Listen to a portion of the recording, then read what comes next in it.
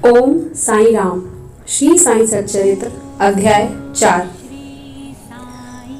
दोस्तों, इस अध्याय में हम सुनेंगे श्री साई बाबा का शिरडी में प्रथम आगमन, संतों का अवतार कार्य, पवित्र तीर्थ शिरडी, श्री साई बाबा का व्यक्तित्व, गोली बोआ का अनुभव, श्री विठल का प्रकट होना, क्षीर सागर की कथा, दासगणु का प्रयाग स्नान, श्री साई बाबा का शिरडी में प्रथम आगमन एवं 3 वाणी।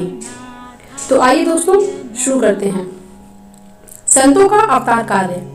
भगवत गीता के चौथे अध्याय 7, जिसका अध्याय 7 और 8 है, में भगवान श्री कृष्ण कहते हैं कि जब जब धर्म की हानि और अधर्म की वृद्धि होती है, तब तब मैं अवतार धारण करता हूँ। धर्म स्थापना, दुष्टों का विनाश तथा साधु जनों के परित्राण के लिए मैं युग युग में जन्म लेता हूँ। साधु और संत भगवान के प्रतिनिधि स्वरूप हैं। वे उपयुक्त समय पर प्रकट होकर अपनी कार्य प्रणाली द्वारा अपना अवतार कार्य पूर्ण करते हैं। अर्थात जब ब्राह्मण, क्षत्रिय और वैश्य अपने कर्तव्यों से विमुख हो जाते हैं, जब शूद्र उच्च जातियों के अधिकार छीनने लगते हैं, जब धर्म के आचार्यों का अनादर तथा निंदा होने लगती है, जब लोग निषिद्ध भोज्य पदार्थों और मदिरा का सेवन करने लगते हैं, जब धर्म आड़ में निंदित कार्य होने लगते हैं, जब भिन्न भिन्न धर्मावलंबी परस्पर लड़ने लगते हैं, जब ब्राह्मण संध्यादि कर्म छोड़ देते हैं, कर्मठ पुरुषों को धार्मिक कृत्यों में अरुचि उत्पन्न हो जाती है, जब योगी ध्यान आदि कर्म करना छोड़ देते हैं और जब जन साधारण की ऐसी धारणा हो जाती है कि केवल धन, संतान और स्त्री ही सर्वस्व है, तथा इस प्रकार जब लोग सत्य मार्ग से विचलित होकर अधःपतन की ओर अग्रसर होने लगते हैं, तब संत प्रकट होकर अपने उपदेशों एवं आचरण के द्वारा धर्म की संस्थापना करते हैं। वे समुद्र के ज्योति स्तंभ की तरह हमारा उचित मार्गदर्शन करते तथा सत्य पथ पर चलने को प्रेरित करते हैं। इसी मार्ग पर अनेक संत निवृत्तिनाथ, ज्ञानदेव, मुक्ताबाई, नामदेव, गौरा, गौड़ाई, एकनाथ, तुकाराम, नरहरि, नरसी भाई, सज्जन कसाई, सांवता माली और रामदास तथा कई अन्य संत सत्य मार्ग का दिग्दर्शन कराने हेतु भिन्न भिन्न अवसरों पर प्रकट हुए और इन सब के पश्चात शिरडी में श्री साईं बाबा का अवतार हुआ। पवित्र तीर्थ शिरडी।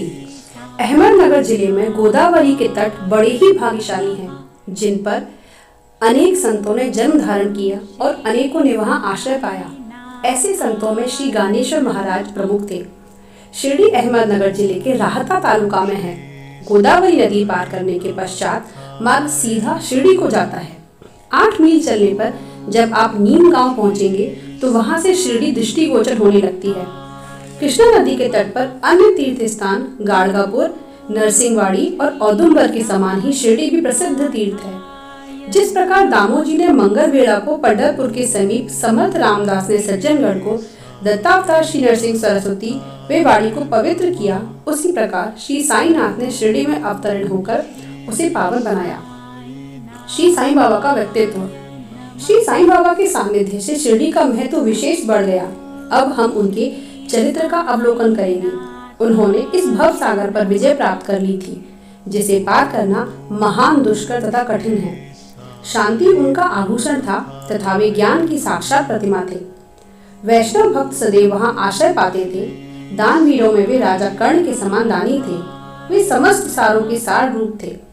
ऐहिक पदार्थों से उन्हें अरुचि थी। सदा आत्म स्वरूप में निमग्न रहना ही उनके जीवन का मुख्य ध्येय था।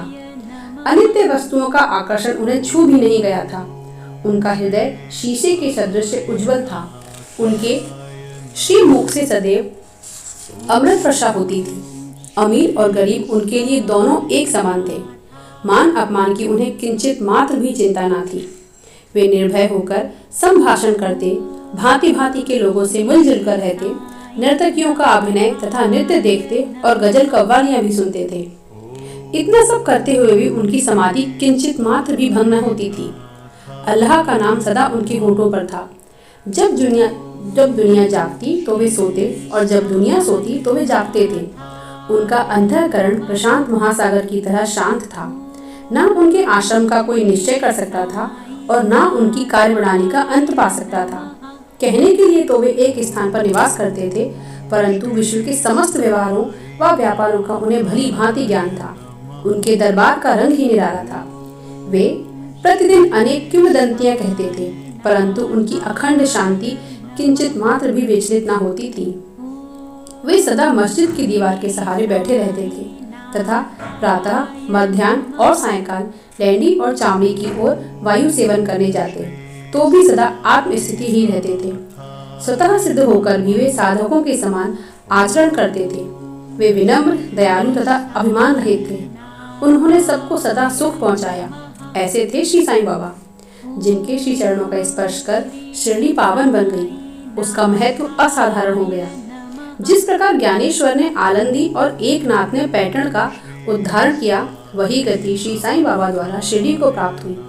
शिरडी के फूल, पत्ते, कंकड़ और पत्थर भी धन्य हैं, जिन्हें श्री साईं चरणाम्बुजों का चुंबन तथा उनकी चरण रज मस्तक पर धारण करने का सौभाग्य प्राप्त हुआ है।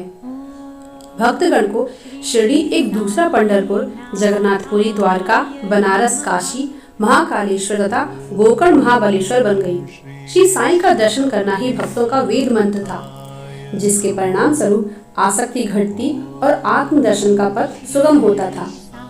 उनका श्री दर्शन ही योग साधन था और उनसे वार्तालाप करने से समस्त पाप नष्ट हो जाते थे। उनका पाद सेवन करना ही त्रिवेणी प्रयाग स्नान के समान था तथा चरणामृत पान करने मात्र से ही समस्त इच्छाओं की तृप्ति होती थी। उनकी आज्ञा हमारे लिए वेद सदृश थी। प्रसाद तथा उदी ग्रहण करने से चित्त की शुद्धि होती थी। वे ही हमारे राम और कृष्ण थे, जिन्होंने हमें मुक्ति प्रदान की। वे सदा आत्म स्थिति, चैतन्य घन तथा आनंद की मंगल मूर्ति थे। कहने को तो शिरडी उनका मुख्य केंद्र था, परंतु उनका कार्यक्षेत्र पंजाब, कलकत्ता, उत्तरी भारत, गुजरात, ढाका और कोंकण तथा विस्तृत था। श्री साईं बाबा की कीर्ति दिन प्रतिदिन चहुं ओर फैलने लगी थी और जगह जगह से दर्शनार्थ आकर उनके भक्त लाभ उठाने लगे। केवल दर्शन से ही मनुष्य, चाहे तो वे शुद्ध अथवा अशुद्ध हृदय का हो, उनके चित्त को परम शांति मिल जाती थी।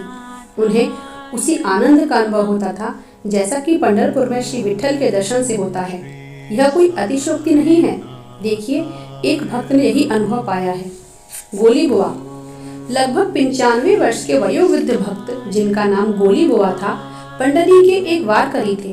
वे 8 मास पंढरपुर तथा 4 मास आषाढ़ से कार्तिक तक गंगा तट पर निवास करते थे।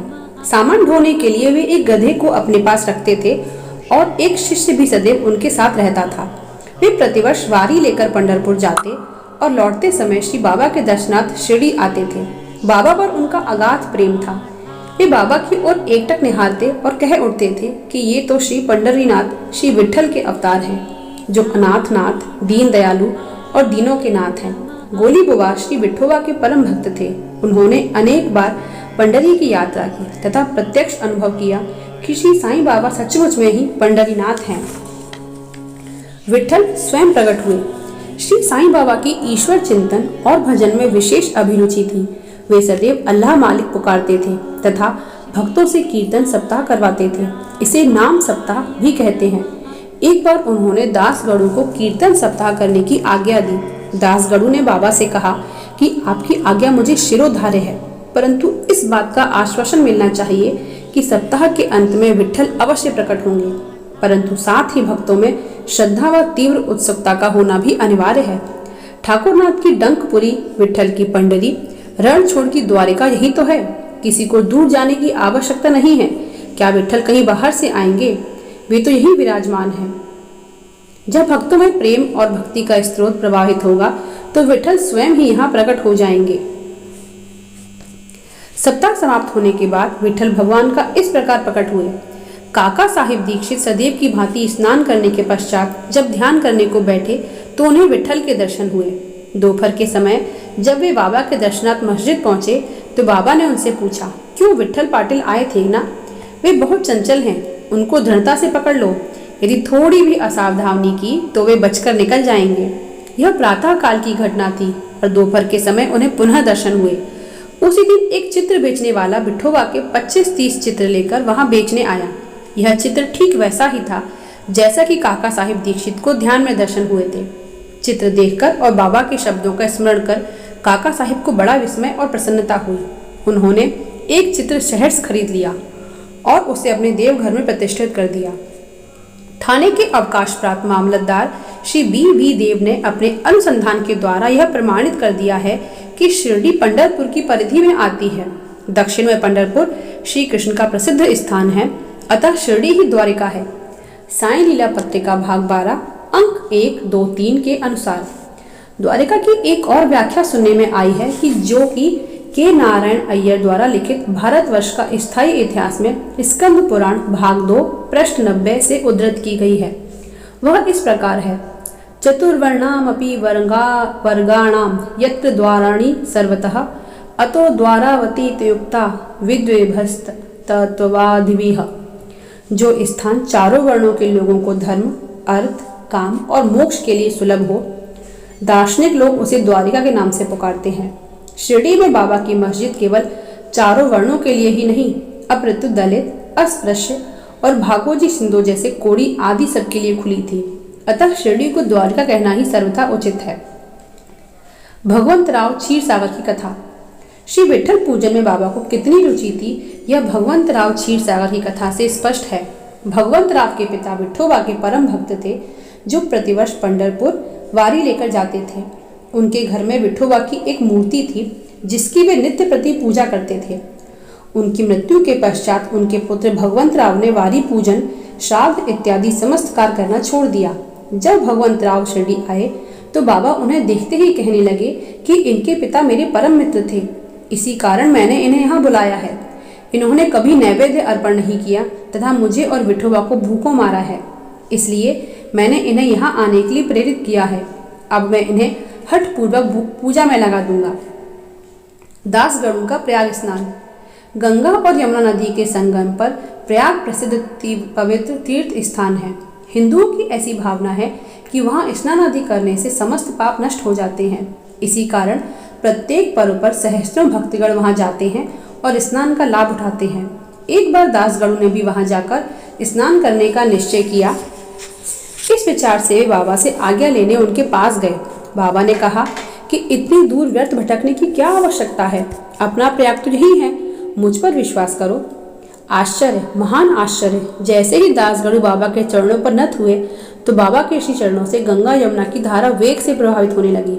यह चमत्कार देखकर दासगणु का प्रेम और भक्ति उमड़ पड़ी। आंखों से अश्रुओं की धारा बहने लगी। उन्हें कुछ अंतःस्फूर्ति हुई और उनके मुख से श्री साईं बाबा की स्तोत्र ध्वनि स्वतः ही प्रभावित होने लगी। श्री साईं बाबा का शिरडी में प्रथम आगमन। श्री साईं बाबा के माता पिता, उनके जन्म और जन्म स्थान का किसी को भी ज्ञान नहीं है। इस संबंध में बहुत छानबीन की गई। बाबा से तथा अन्य लोगों से भी इस विषय में पूछताछ की गई, परंतु कोई संतोषप्रद उत्तर अथवा सूत्र हाथ न लगा। यथार्थ में हम लोग इस विषय में सर्वथा अनभिज्ञ हैं। नामदेव और कबीरदास जी का जन्म अन्य लोगों की भांति नहीं हुआ था। वे बाल रूप में प्रकृति की गोद में पाए गए थे।